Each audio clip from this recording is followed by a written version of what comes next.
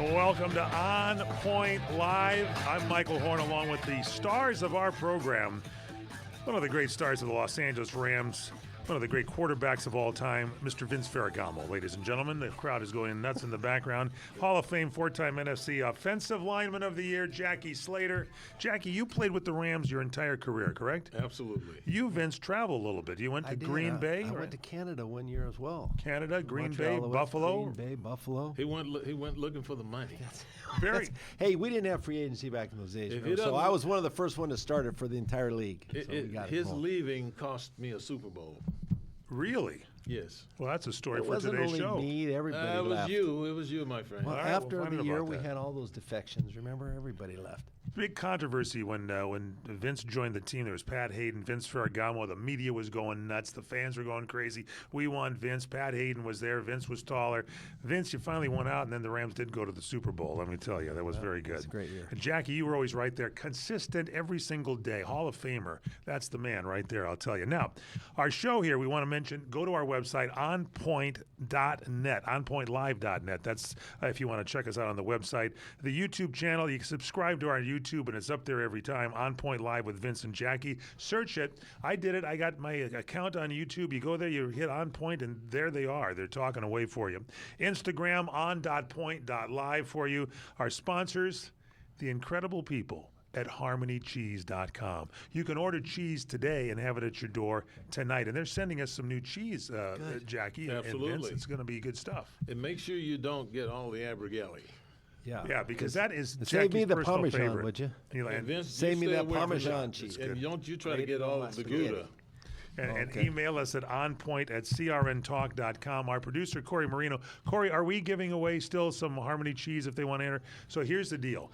Email us at that website, at that email address, onpoint@crntalk.com. Give us your name, your address. We'll enter you in the contest to win some Harmony cheese, a Harmony cheese pack. And check out Harmony Cheese. See what you're going to get at Harmony, HARMONY, harmonycheese.com.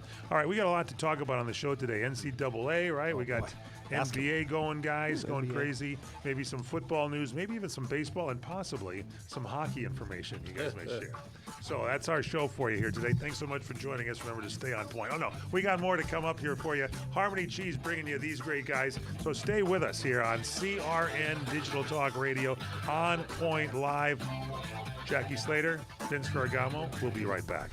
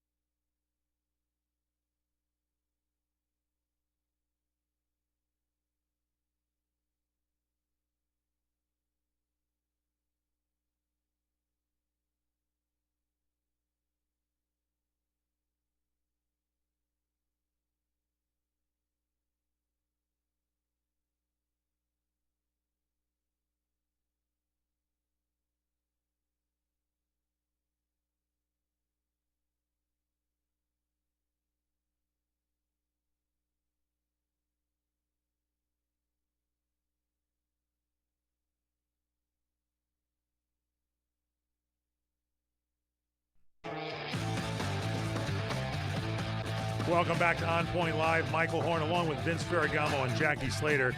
Gentlemen, I'm telling you, what the NCAA playoffs are over with basketball style, and what a couple of games there, both for the women and the men. Start with you, Vince. What are your thoughts here? That was quite a game. Let's go with the men's first because I can't believe the things that happened in that game. Well, it was a great tournament. It was a great weekend of college basketball. Obviously, congratulations to the UConn women's team with Gino Auriemma winning another championship, 12th championship in 30 years is unbelievable, winning as coach in NCAA history. But, congratulations all to the Florida Gators. And, a lot of the credit has to go to their wonderful staff, the way they played together. And when you win championships like that, you have to play together as a team. You make everyone else better, and you win in crucial moments. And this guy, Walter Clayton Jr., was unbelievable. At one point, he was hitting 90% of his shots. When I saw him, and I watched the whole game, but when I was watching, he never missed a shot. And when you do that, it's hard to beat a team like that when you have a player like that that's that good.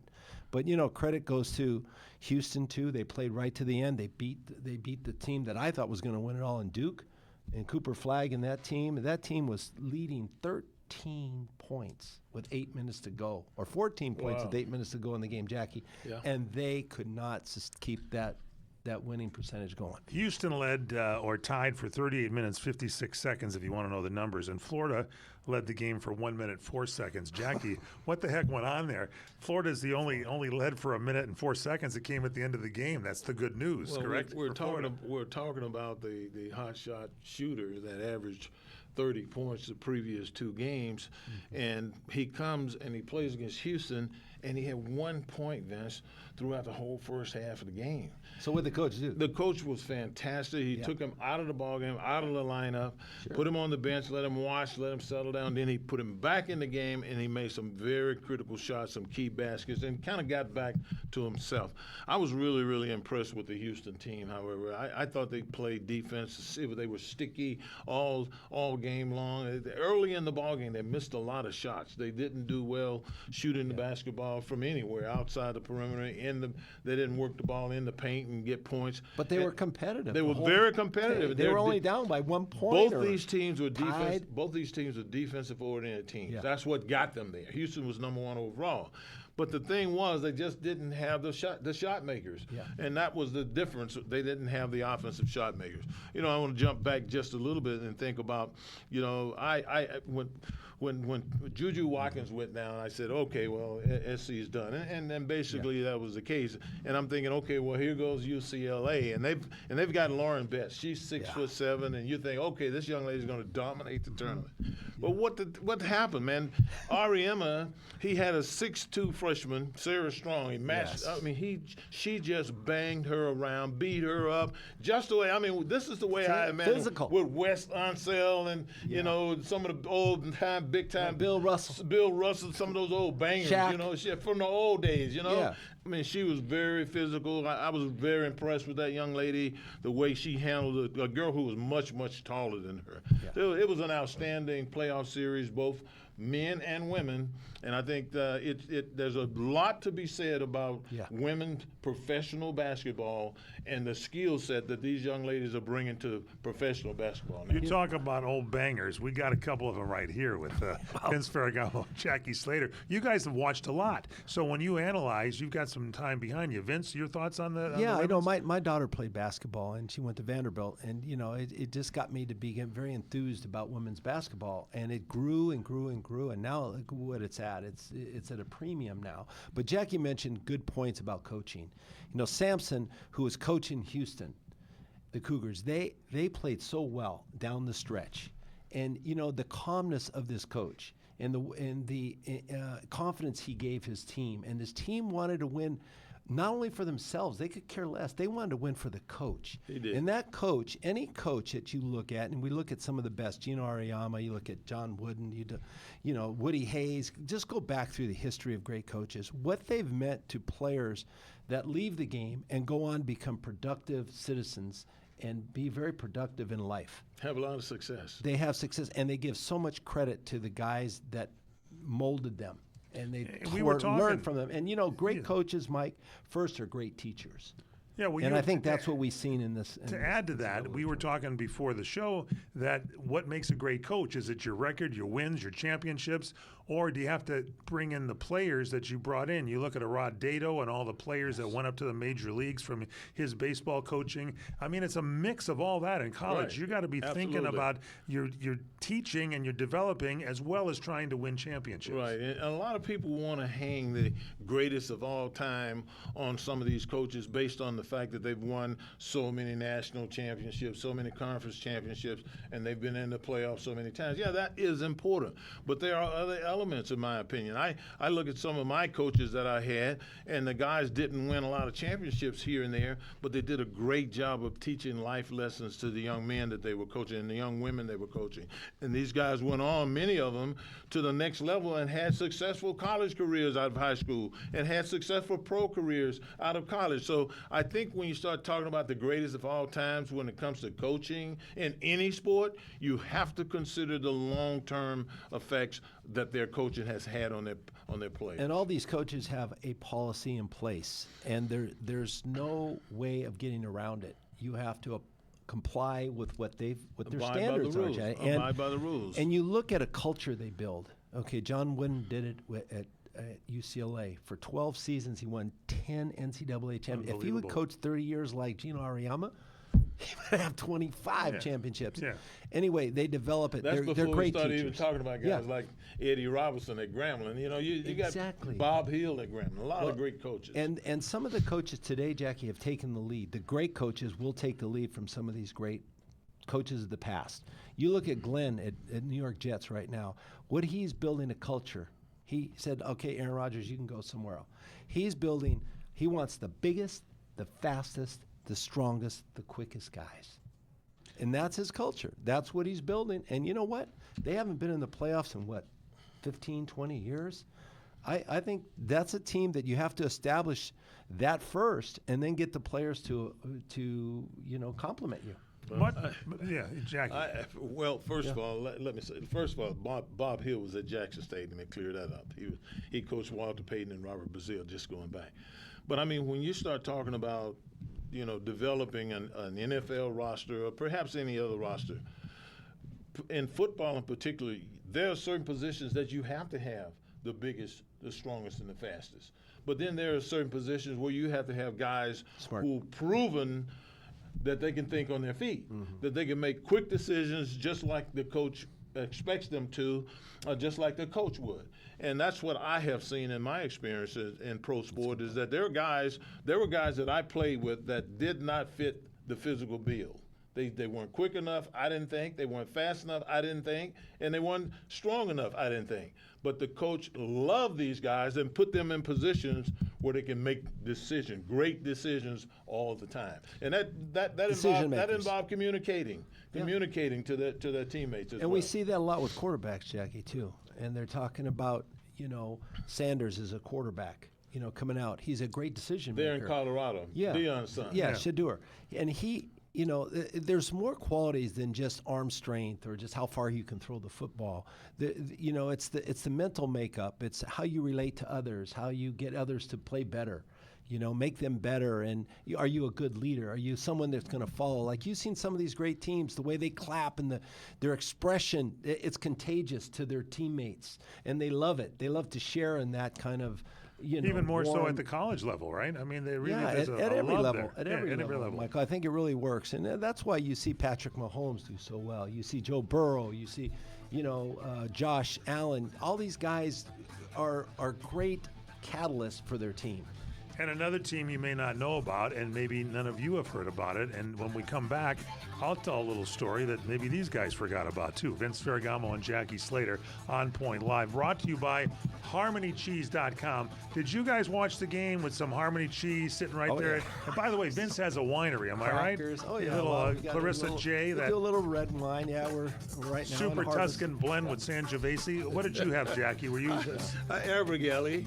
Abergelli, Yes. one of your all-time faves? Ritz crackers and Abergelli. That's all I need. Email us, win yourself some Harmony Cheese. Send your name and address to onpoint@crntalk.com. Again, that is our email address, onpoint@crntalk.com. We'll be right back.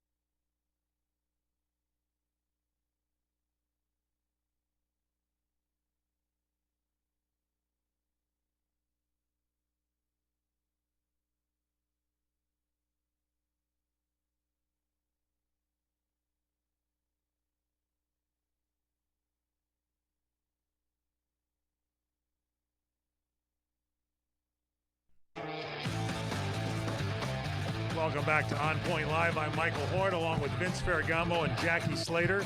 And I promised you a story here. We were talking about great coaches and what makes a great coach. And these guys are too humble, and they're just the people that give of themselves all the time. I'm talking about Jackie Slater and Vince Ferragamo. And apparently, in our coaching highlighter that we came out, we emailed a bunch of you fans and listeners of the show as to who your favorite players are. And oddly enough, at the bottom of that list, it was the bottom, but there were some votes for Vince Ferragamo and Jackie Slater.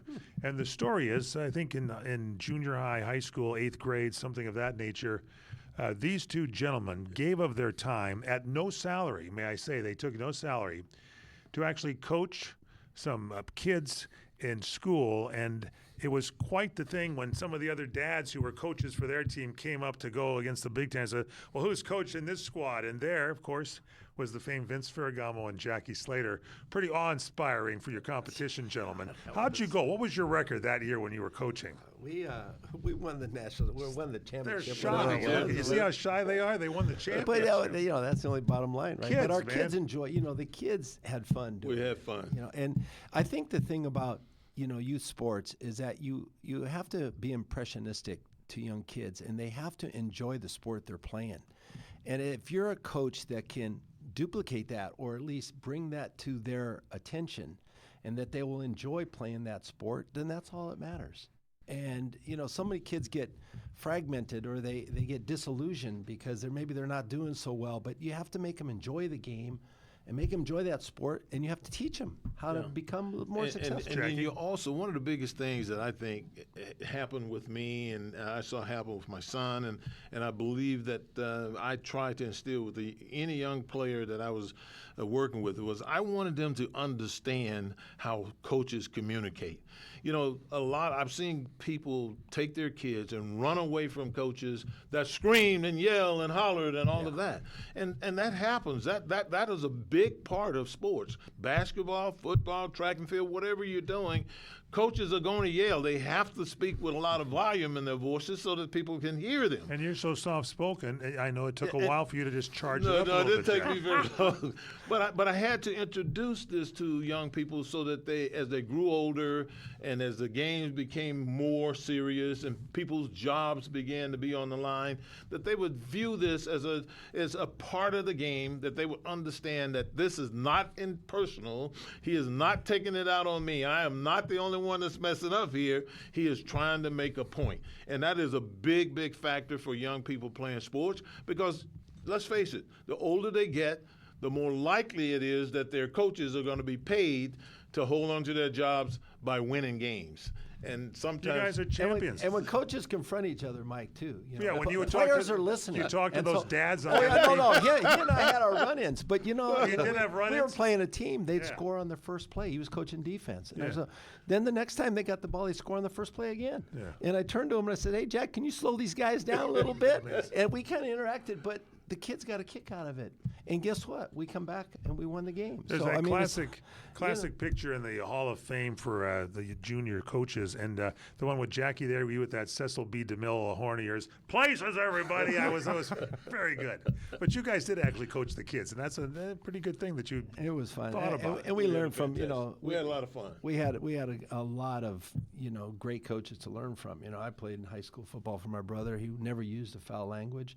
I played for Tom Osborne at the University of Nebraska. Osborne, Never used a famous. foul language. You can get your point across. You can yell and scream, but you don't use foul language. And I tell you what, the kids are more receptive. How about on the Rams? You played for a bunch of coaches. You guys. That was a little Any different of those story. with foul language? Yes, quite a few actually. That's at the It professional seems level. like If you foul get that language far, was a you can go whatever you prerequisite want. to most of the coaches That that Frank we had. Corral kick when it started to veer off to the side, I think what I in the heard world? something going on there. What in the world? All right, so let's talk NBA, because there might be some help on coaches. What's the deal, by the way? They're firing coaches before the playoffs are over with here. What is going on here? Did we get, Denver was it, Corey? Mike Malone. Yeah, Malone. That was Got kind fired. That's kind of surprising. Right in the actually. middle And I of the like playoffs. the Nuggets. Just I a like couple them. of years ago, this Jokic. guy won a championship. Yeah. He's coaching the best, arguably the best, and I resent this comment, the best player on the planet. You know how You they- hate that, don't you? I don't like that, because how do you classify? There's how too do you many great quantify ones. that? It's too many great players. But in the basketball community, they seem to enjoy saying that he's the best player in the world.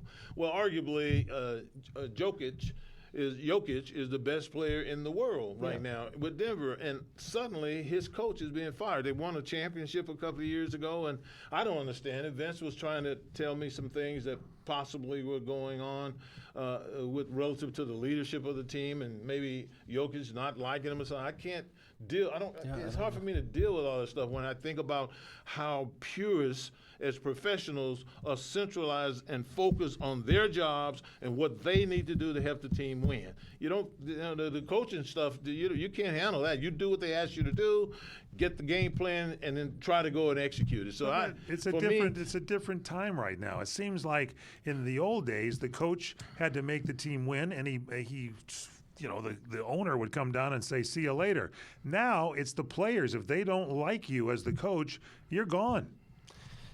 Yeah, I mean, it's a mutual respect for each other. I mean, you have to believe in your players. Players have to believe in the coach, and they have to buy into your system. And I thought Mike Malone was doing a great job. I mean, as Jackie said, Denver Nuggets have been at the top of their game for the last 3 or 4 years.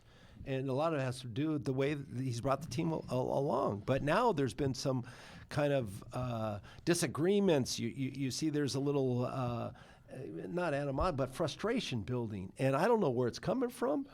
I don't think they've had all their players in the lineup. Healthy all the time. They haven't had everybody in the lineup, and so they're struggling a little bit and down the stretch. And so, but this is not the time to fire a coach. I mean, this coach means too much to the team. I don't care. You can straighten your disagreements out. Get into the playoffs. You would think. I mean, there's 1 week left of the season. Someone said in our production meeting earlier that they thought that there was a problem between arguably the best player in the world, their center there, 2 or 3 time MVP, and the head coach.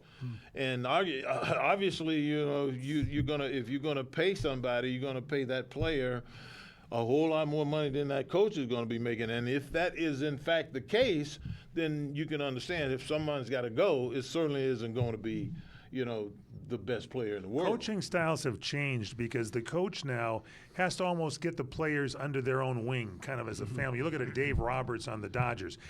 He's very sincere about knowing each player, what their strengths, weaknesses are, their families. He knows all that, and he connects it with them that way. In the old days, it was just a guy saying, "Hey, get out there, and what's wrong with you? Why can't you pick up that ground ball, and you're going to take extra batting practice, and I want to see you field every one." Those days seem to be gone now. His personality has a lot to do with it, Mike, because, I mean, when he talks to players, I mean, players understand where he's coming from. Tommy Lasorda was the same way. I mean, he can relate to players. But he was a little more gruff. He can motivate you by maybe a funny gesture, by a comment he might make.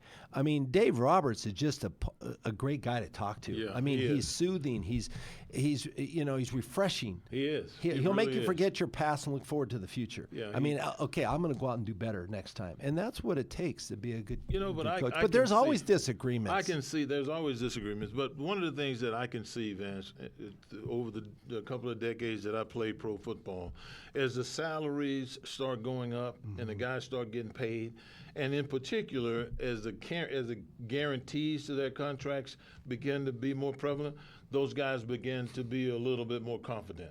They begin to be a little bit less respectful of authority, especially authority that was making less money than them. And so that might be the case that we're looking at here. Who knows what's going on in Denver, but I guarantee you one thing, some of the best players that they have on the Denver Nuggets, they are going no place because the fans identify with them and their performance, which is high-level performances and consistent. The fans that want to see that from their players, they're not going to side with a coach as opposed to one of those no matter players. what sports, you got to make it a family. You got to make it a unit. You got to be all playing together. In the NBA right now, I kind of like the Lakers. Oklahoma's good. Minnesota, Clippers are good. Celtics in the East, maybe the Cavaliers. Knicks. What do you think? I mean, when Cleveland, we start NBA. talking, What's your top 5? Well, I mean, my top 5 right now, I'm going to go. I like the Lakers, Oklahoma with SGA, all right, and I like Minnesota. I mean, in the West. How about the East? In the West, okay, the East. In the East, it's hard not to like the Celtics, the Knickerbockers, and Cleveland. Okay, I like the Cavs. I like Boston. Maybe Boston will win it all. Yep. But in the West, I like the Thunder. The Warriors are coming on, and they got Jimmy Playoff like the Butler. And don't Warriors. forget now the Yeah, Warriors. They do. And I like the Clippers. Yeah, I see. What about the I like Lakers? the Clippers. The Clippers are playing lights out now. All right. I Yeah, mean, they had they to. are on They a are. They winning had to streak. turn They it on. got I Kawhi agree. Leonard. They got To me, that is the big question. Injury to Kawhi Leonard. he's going to be all right. Kawhi Leonard has had his share of injuries. I don't know what all they are, but I do know this. Injuries will take their toll on even the best of us. And if he is unable to go because of some injury, a reoccurring problem, he had several issues, then the Clippers are dead. They won't lose at the Intuit Dome. Mark my words. All right? you don't Right think there. so? No, they will not. Well, I like Lakers, Oklahoma, Minnesota in the West. I like Cleveland, the Celtics, and the Knicks maybe in the East. I think the Clippers could be good. You should ask our producer, Corey Marino. He had the 24th or 25th best bracket, was it, He Corey? did. He That you did. had? Oh, he's the man. Yeah. Hey, you're off mic there. Just punch that down. There you go. All right, there He you had got them it. both, he said. Yeah. Who was it? Yeah, he had all the greats there in the deal, but unfortunately he picked Houston for the final game to win. Otherwise, he might have been Well, the he winner of had the that alternate one. brackets, Yeah. right? Yeah, before the Houston game, I was 23rd in the nation out of 24 million. Going up. Whoa. And I would have been top 5 in the nation if Houston didn't choke it at the end. It's our producer. Wow. How about that, huh? Why don't we all sit there knows and his press stuff. the buttons, He and he knows can his stuff. he can sit up here next week for right. basketball. All right, Absolutely. we got to take a quick break. This show is flying by here today. OnPointLive.net, our website. Email us. HarmonyCheese.com is our website for our sponsor, and get some Harmony cheese. Go to our site and email us with your name and address so we can possibly select your name as a winner of a Harmony cheese pack and Vince Ferragamo wine. Go email onpoint@crntalk.com. Onpoint@crntalk.com. On Point Live continues.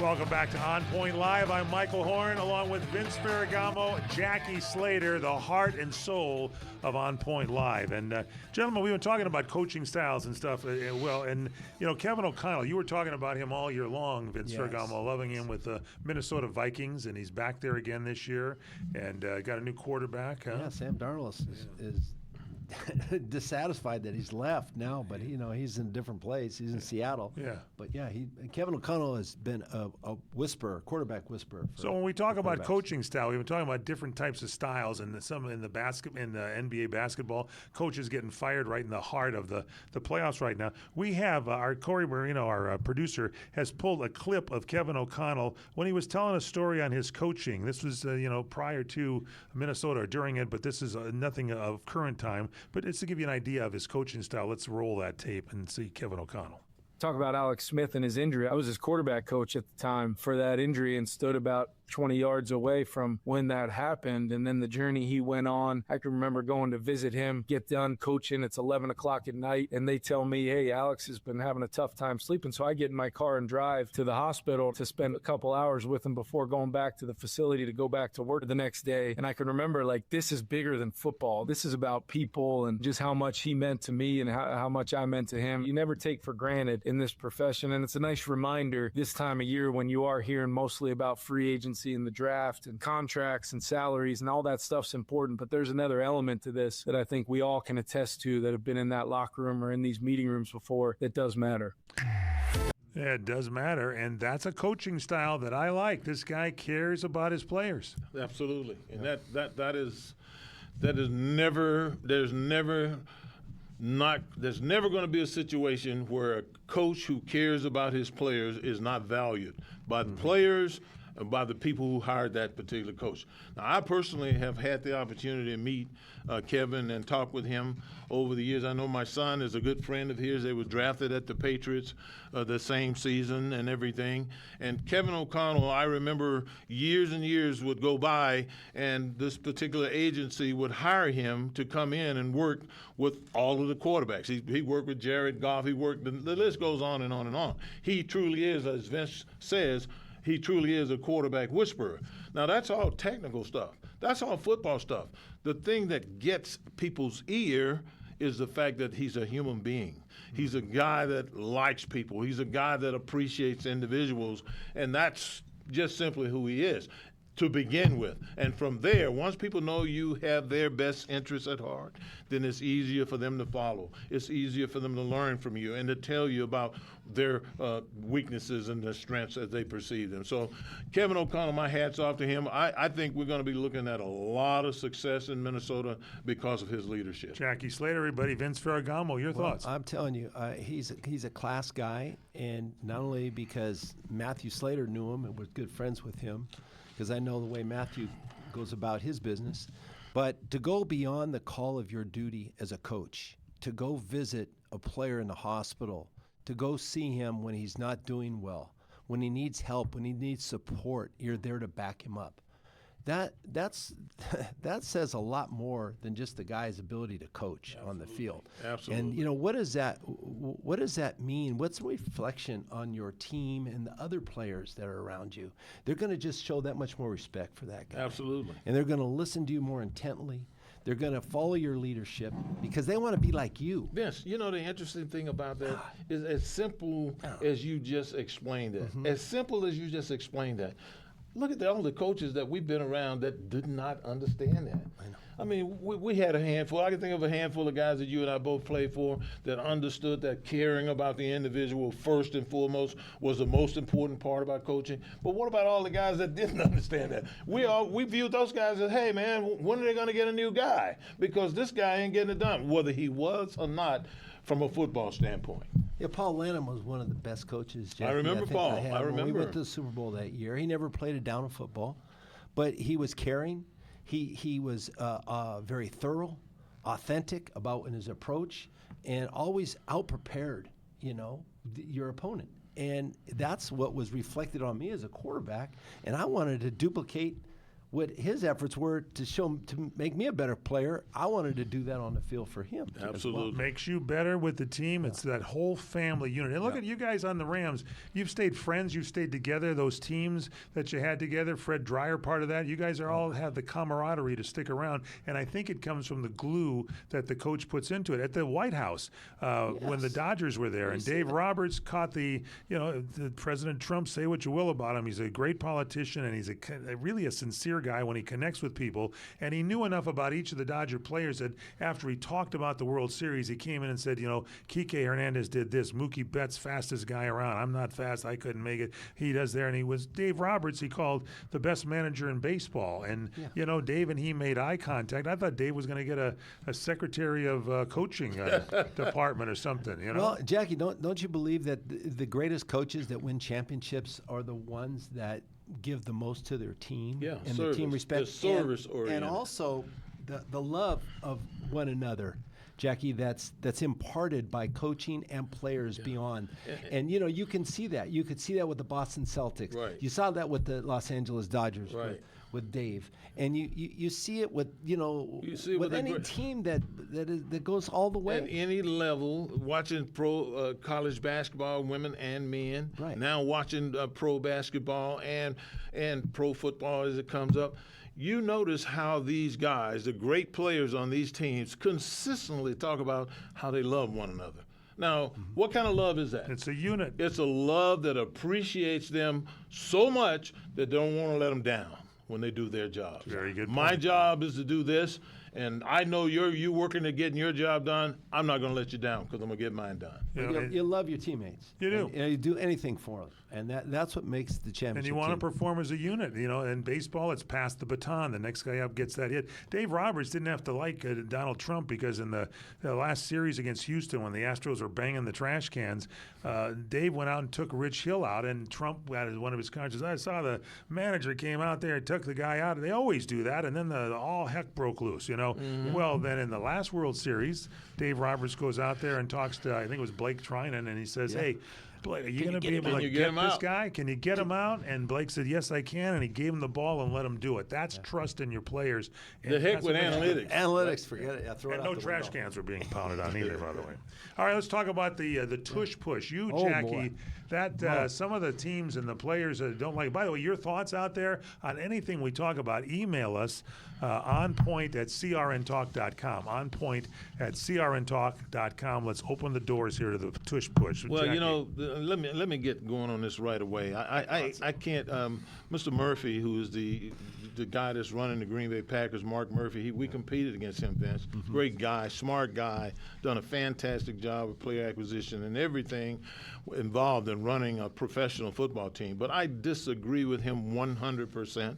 I do not believe that you should do away with the tush push. Why? Because every team in the National Football League has the opportunity to go and duplicate that. Everybody can do it. Now, this is what I would like to see. I would like to see the development of the defense that stops the tush push. Why deprive the fans the opportunity to see the development of the best defensive one-yard defense in all of pro football? It's going to eventually happen.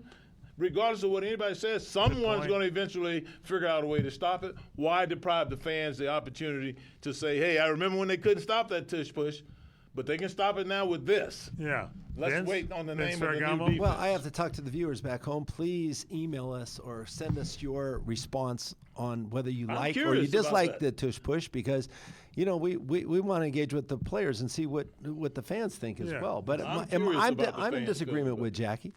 So you can either vote for Vince or Jackie. But I think the tush push is so automatic that it takes the guesswork away. And to me, I've always been a believer in the innovative, the strategy part of the game. I saw. The coach, I forget his name right now, that coached the Philadelphia Eagles in the Super Bowl win. Jackie, they were in a full house backfield. Okay, instead of running the quarterback sneak, they did a sweep. They got the first down. Now, I'm not opposed to the quarterback sneak. I think it's a play in the football that should stay in the playbooks. But I'm opposed with someone pushing the back of the quarterback to gain the extra yard. And, whether it's an injury problem or not, I don't know about that. But all I can tell you is that if you have the quarterback, Jalen Hurts, who can squat 600 pounds in the best offensive line, the biggest, strongest offensive line, you don't need someone pushing from behind to get 1 yard. And if the defense is starting to find a way to defend it, then throw a pass. Yeah. Audible at the line of scrimmage. I mean, you got to keep it a surprise element. That's the exciting part about football. But Vince, don't you like I don't want to see a rugby. Jackie I know, Slater, but here you we like go. innovation. You of all people, Yeah. you like innovation. Can't you just see a defense is cultivating a formula to stop the tush push, and then going from another step? Offense is saying, "Hey, we get in tush push formation, and we do this or that or the other," and then you got a whole different segment evolving. Yes, it could lead to other plays. A whole different segment. I think it evolving. could. It would expand our game. It would expand our game. And those people who are the loudest about seeing this play remain in the National Football League are the main people who don't have the vision enough to figure out how to stop it. But some of the teams that have the bigger quarterback can do more with the tush push than if they got a toothpick back there as a quarterback. The guy could get injured. So I could see where there might be some thoughts about it. It's kind of an automatic thing. But I also can see the fact that if you have a defense against the tush push, I mean, you got to see, what if you got a refrigerator Perry standing in front of you right there when you got to push through him? It's like, how do you build some building blocks And to just get that about going? every team has a guy as big as refrigerator. Yeah, Perry. that's right. Yeah, you can. Two or But three you of can them, still do the quarterback sneak in a regular formation. I mean, you can get down in the trenches and just get the sneak if you want. You can jump over the pile if you feel like you can make the 1 yard or less. I personally, I can just see it happening. I can just see someone coming up with a unique style to stop the tush push, forcing the tush pushers to go to alternative plays. Another special teams, when they think you're going to do the tush push, you call in your player. You got Jack Reacher. He comes in, that guy, and the other guy in Series 3 that's even taller than him. You put those two guys there, knock yourself out with Jack the tush push, Reacher. Okay? Yeah. Well, Doug Peterson is the coach I was thinking about, who did the the full house backfield. But you could, there's a myriad of things you can do, to abate the tush push. Torpedo bats, your thoughts on that? Now, here's something that any team can have, because the rule in baseball is as long as the bat's so long and this, you can mold it any way you want. Jackie Slater, I'm sure you have a point on this. Let me preface my comments with Okay, this fact. preface. I never played a down of baseball. I never played the sport, okay? only got a couple But this minutes is what left I here. Go understand. ahead. This Yeah. is what I understand. Yeah. Every player is being coached by a hitting coach on every Major League Baseball team, in every division, okay? These people, all of these batters have personal tendencies based on the way they're built, based on the way their strength is situated in their upper bodies and lower bodies. Everybody is different. Now, I understand the torpedo bat is built to complement for the lack of superiority in any particular area of your swing. Why not? Vince, you got about 30 seconds to Why rebut not do that. What do you that? think? You know what? If it's going to help someone at the batter's box, go ahead and do it. I don't mind it. I mean, but we're seeing so many home runs today. Anyway, they don't really need a torpedo bat to hit a home run these days. Just bring These in that guys are guy, big enough. Jack They're getting more home Reacher, and runs. his other guy, and let them be pinch hitter. But you're What's right. Shohei Ohtani think? I mean, does he use a torpedo They bat? ordered He some doesn't use it. torpedo bats for the Dodgers. I think Matt Maybe he'll Muncy hit tried 100 them out. We'll home see. runs in a year then. All right, we got to take our final break here. What a show. This thing is rolling by here today. Don't forget to email us your thoughts on point at crntalk.com. Again, that's on point at crntalk.com. Check out our great advertiser, harmonycheese.com. They bring you this show. harmonycheese.com. Final thoughts, the final segment coming up. It's On Point Live. Don't forget, every week at this time, check out our show. It's On Point Live. We'll be back.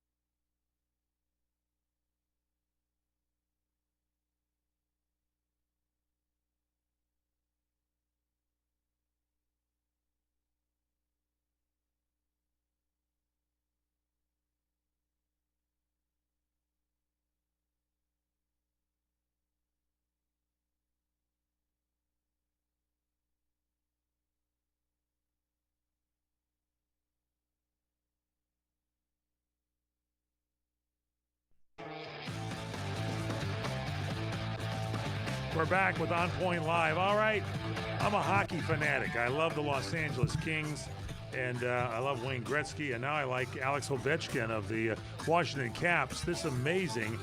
What do you got? 800 and to tie the record, 894 goals. Now he's got 895. Jackie Slater, Vince Ferragamo, your thoughts? My thoughts?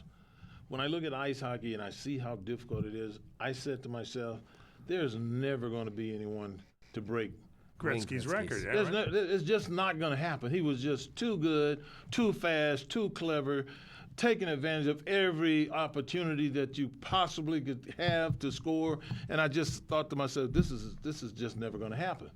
Well, look at what happens. Vince? Well, Gretzky went to a couple teams, and he did this thing throughout his career. But Ovechkin was like with the same team and drafted in a lottery pick. What a great acquisition that was back in 2004. Different style, too. Different styles. Yeah, Ovechkin was And like here's the deal. physical, tough. They both scored goal 894 on the same amount of days that they played, the same amount of games. How about that? Huh? Unfreaking Two believable. different styles, totally different styles. Now, I shouldn't be surprised at all because when I retired, I played 259 games. That was the most games an offensive lineman had played in the history of the National Football League.